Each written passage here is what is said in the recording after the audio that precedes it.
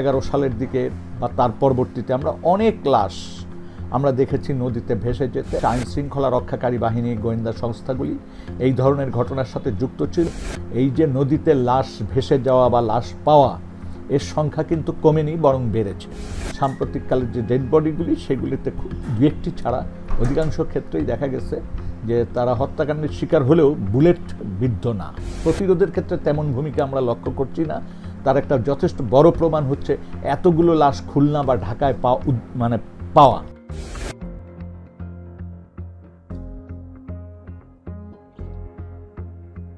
আমরা দীর্ঘদিন ধরে এই বিষয়টাকে পর্যবেক্ষণে রেখেছি।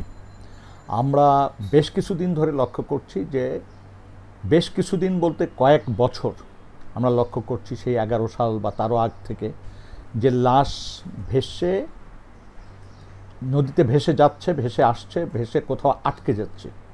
এবং যে সমস্ত লাশ ওখান থেকে উদ্ধার করা হয়, অনেক ক্ষেত্রে আমরা দেখেছি লাশের কপালে বা এই পাশে বুলেটের চিহ্ন, এবং সেই বুলেটগুলো খুব ক্লোজ, একদম ঠেকিয়ে গুলি করা।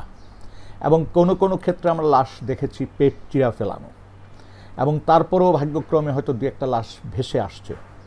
এবং এই লাশগুলো দেখে খুব স্পষ্ট আমাদের কাছে ইঙ্গিত দিয়েছে যে এই হত্যাকাণ্ডগুলি সংগঠিত হয়েছে সুশৃঙ্খল কোনো গোষ্ঠীর দ্বারা। অর্থাৎ একটা পরিকল্পনার ভিত্তিতে সুশৃঙ্খল গোষ্ঠীর দ্বারা এই ঘটনাগুলি ঘটেছে। এবং যার জন্য এই লাশ নিয়ে যখন নদীতে ফেলানো হয়েছে, এই লাশ নিয়ে নদীতে ফেলানো পর্যন্ত আসলে আইনশৃঙ্খলা রক্ষাকারী বাহিনী তাদেরকে উদ্ধার করতে পারেনি বা তাদেরকে থামাতে পারেনি।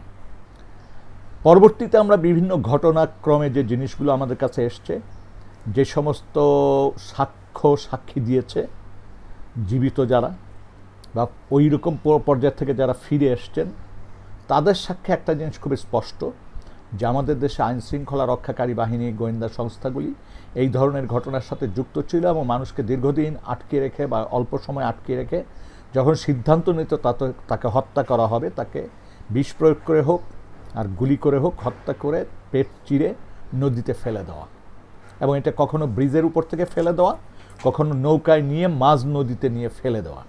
আমরা যদি স্মরণ করি 10-11 সালের দিকে বা তার পরবর্তীতে আমরা অনেক লাশ আমরা দেখেছি নদীতে ভেসে যেতে, এবং সেই লাশ 4টা-5টা একসাথে, যেমনি আমরা বিভিন্ন সময় মাস কিলিং যে সমস্ত জায়গা হয়, সেই সমস্ত জায়গায় যে ধরনের নজির দেখি, এখানে সেই জিনিসগুলো আমরা দেখেছি। হ্যাঁ, এখন প্রশ্ন হচ্ছে যে এখনও লাশ কেন পাওয়া যায়? এখন যে লাশগুলো পাওয়া যাচ্ছে, হ্যাঁ, হাত পা বাঁধা পাওয়া গেছে, কিন্তু বুলেট বিদ্ধ লাশ 1-2টি পাওয়া গেছে কিনা, 1-2টির বেশি পাওয়া গেছে এরকম কোনো তথ্য আমরা পাইনি।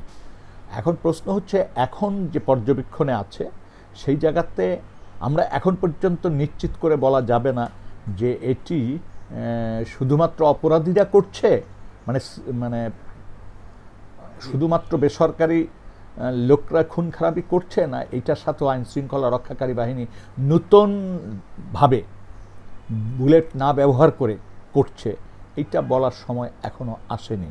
এটাকে আরও পর্যবেক্ষণ করতে হবে, আরও ঘটনাগুলোকে আদ্প্রান্ত জানতে হবে।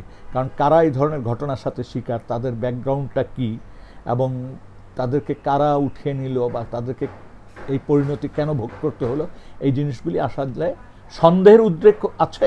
তবে এই বিষয়গুলিতে এখনও নিশ্চিত করে কোনো ইঙ্গিত দেওয়া সম্ভব হচ্ছে না। সংখ্যাতাত্ত্বিকভাবে যদি আমরা এখন হিসাব করি, তাহলে দুর্ভাগ্যজনক যে গত 1 বছরে এই যে নদীতে লাশ ভেসে যাওয়া বা লাশ পাওয়া, এর সংখ্যা কিন্তু কমেনি, বরং বেড়েছে। যদি আপনি খুলনার যে হিসাবটি দিলেন, সেটি তো খুব আতঙ্কিত হওয়ার মতো একটা তথ্য। এবং ঢাকার আশেপাশেও কিন্তু এখনও এই ধরনের লাশ পাওয়া যাচ্ছে, এই ধরনের বলতে নদীতে লাশ পাওয়া যাচ্ছে।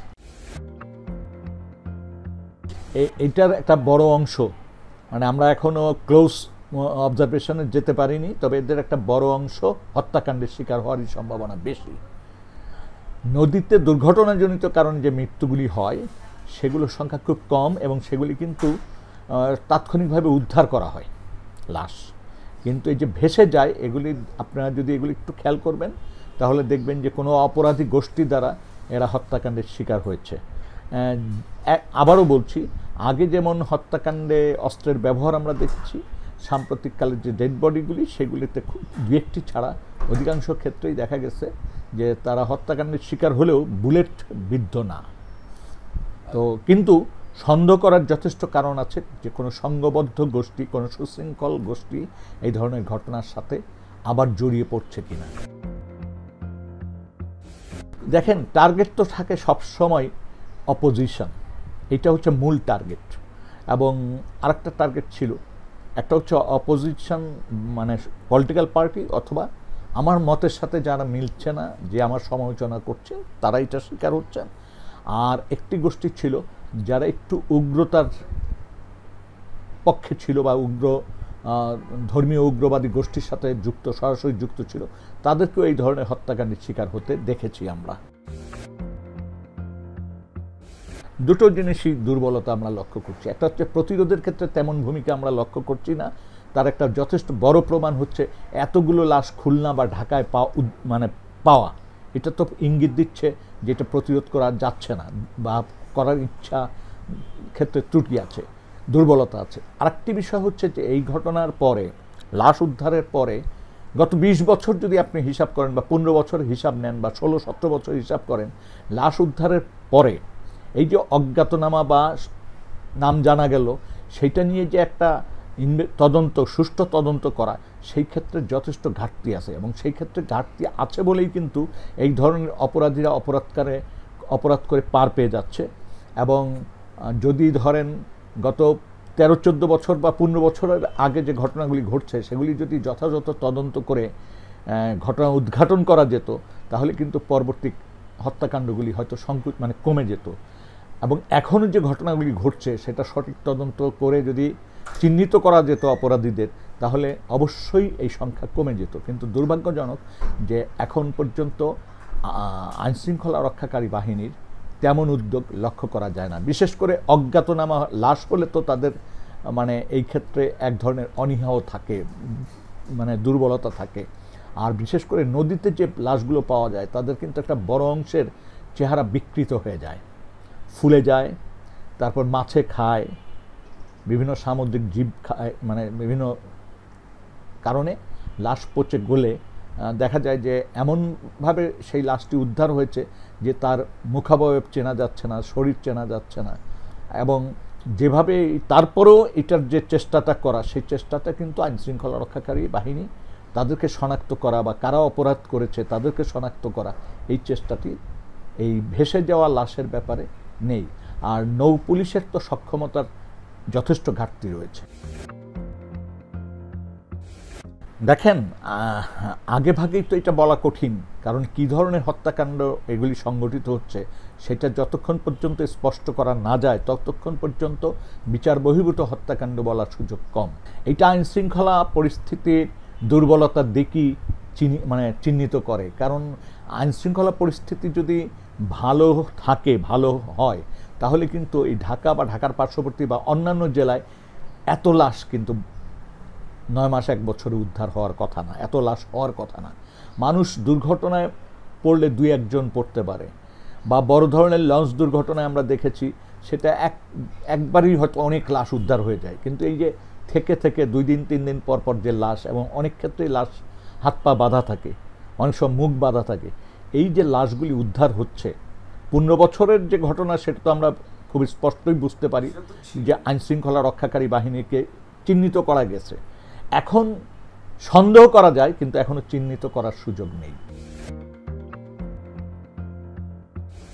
দেখেন, একটা জিনিস হচ্ছে যে পরিবর্তিত একটা পরিস্থিতি কিন্তু এসছে দেশে, যেখানে আইনশৃঙ্খলা রক্ষাকারী বাহিনী এখনও ঘুরে দাঁড়িয়েছে এটা বলার সুযোগ আমি দেখি না। দ্বিতীয় হচ্ছে এক ধরনের অস্থিরতা রাজনৈতিক অঙ্গনে বিরাজ করছে, এক ধরনের প্রতিহিংসাও লক্ষ্য করা যাচ্ছে। এরকম একটা প্রেক্ষাপটে এই ধরনের লাশ নিয়ে মন্তব্য করাটা আমার মনে হচ্ছে একটু কঠিন। তবে এর ফলশ্রুতিতে একটা জিনিস হতে পারে যে নতুন পরিস্থিতির সুযোগ নিয়ে অপরাধীরা নানান ধরনের অপরাধ প্রবণতায় নেমে যাচ্ছে, এবং প্রতিহিংসার কারণে এই ঘটনাগুলি ঘটতে পারে। সুশৃঙ্খল কোনো গোষ্ঠীর দ্বারাও এই ঘটনা ঘটতে পারে। যতক্ষণ পর্যন্ত আইনশৃঙ্খলা রক্ষাকারী বাহিনী এগুলি প্রতিরোধ করতে না পারবে ততক্ষণ পর্যন্ত দায় কিন্তু তারাও এড়াতে পারবেন না। রাষ্ট্র যারা পরিচালনা করছেন বা যারা আইনশৃঙ্খলা রক্ষাকারী বাহিনী, তারা কিন্তু এই দায় এড়াইতে পারবেন না।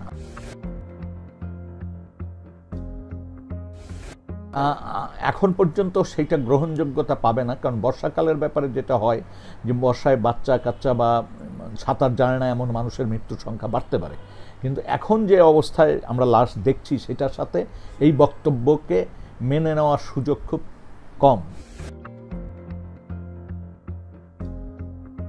এইটার পিছনে সবচেয়ে বড় যে কারণটা হচ্ছে যে যখন কোনো মানুষকে হত্যা করা হয় তখন দেখা যায় যে এক জায়গার মানুষকে আরেক জায়গায় নিয়ে হত্যা করা হয়, দেখা যায় তার পরনের কাপড় পরিবর্তন করে হত্যা করা হয় যাতে তাকে আইডেন্টিফাই করে আইনটাকে দ্রুত কার্যকরী না করা যায়। এইসব নানান কারণে কিন্তু অপরাধীরা এই কাজগুলি করেন, এবং যখন দেখবেন যে অজ্ঞাতনামার সংখ্যা বেড়ে যাচ্ছে তখন বুঝতে বাকি থাকবে না যে এটি খুবই পরিকল্পিত হত্যাকাণ্ড। এইটা বাড়ার পিছনে সবচেয়ে বড় কারণ হচ্ছে সমাজে অস্থিরতা, রাজনীতিতে অস্থিরতা এবং এক ধরনের প্রতিশোধ, প্রতিহিংসা, এইসব কারণে বাড়ছে। আরেকটা জিনিস হচ্ছে আইন শৃঙ্খলা রক্ষাকারী বাহিনীর তো একটা দুর্বলতা আমরা লক্ষ্য করছি গত 1-1.5 বছর ধরেই, এবং আইনের যথাযথ বা কঠোর প্রয়োগ সেটা কিন্তু সেইভাবে আমরা দেখছি না।